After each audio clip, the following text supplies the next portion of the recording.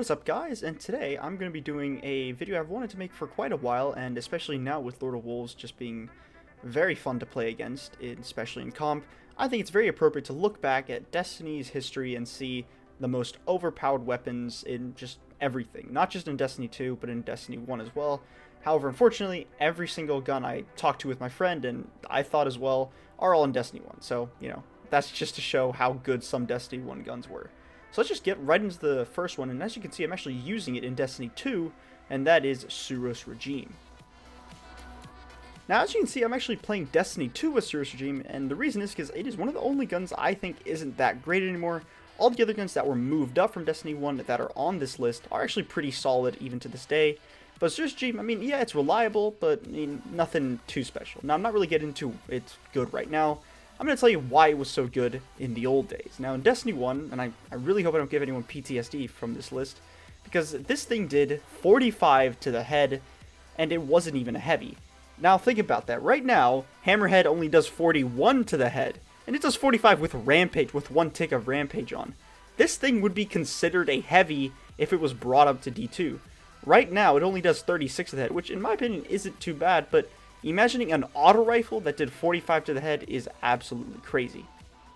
In the background, you'll see Luminosity using a certain legendary shotgun, the only one in this list, the only legendary on this list, and that is Felwinter's Lie. Now, this is probably the most PTSD inducing, and it's insane range. I really cannot do it any justice by just talking about it. I'm going to link all the videos I use in the description, especially this one. I really recommend you watch it, because if you really want to see what a shotgun should feel like with range and impact, it was Felwinter's Lie. So again, it's going to be in the description, but again, I just can't really do it any justice. Imagine if Dustrock and Chaperone had a baby, and all you have to do was hit body shots. This was Felwinter's Lie. It was absolutely crazy, and with the gameplay in the background, especially with in the hands of Luminosity, I hope it does a little bit of justice. And that is Felwinter's Lie at number 4.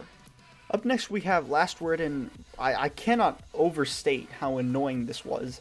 In the background, you'll see the Last Word just two-shot someone to the head, and now, of course, this was not Bungie's intention, but it was a bit of a bug that let you do this. You weren't supposed to, but if you guys know, the ADS in the Last Word makes it so that the stability and the impact increases by a little bit. However, in Destiny 1, when you ADS'd, you still had that for a short time, which resulted in that, a two-shot kill with one of the fastest firing weapons in all of Destiny. In second place, we have Thorn.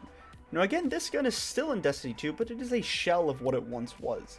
Right now, I believe it does around 65 damage to the head, which isn't too bad, especially with its damage over time perk.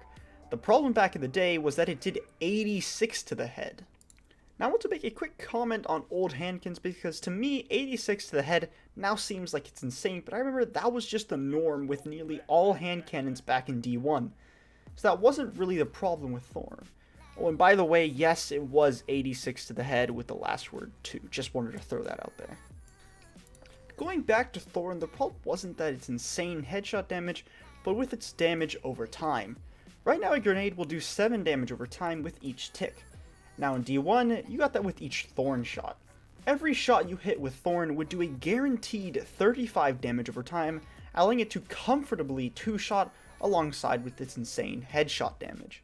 Now, bit of a side note, I do remember a Trials of Osiris game all the way back in year 1 of Destiny 1, where I never died to anything else except Thorn. No supers, no shotguns, surprisingly, no anything. Only Thorn. And even though it isn't as good as as the number 1 spot, I do believe it is the most infamous weapon, at least the most infamous overpowered weapon of all time. At the number 1 spot, we actually have a gun that was featured in the honorable mentions of a Watch Mojo video in overpowered weapons. It is the Vex Mythoclast.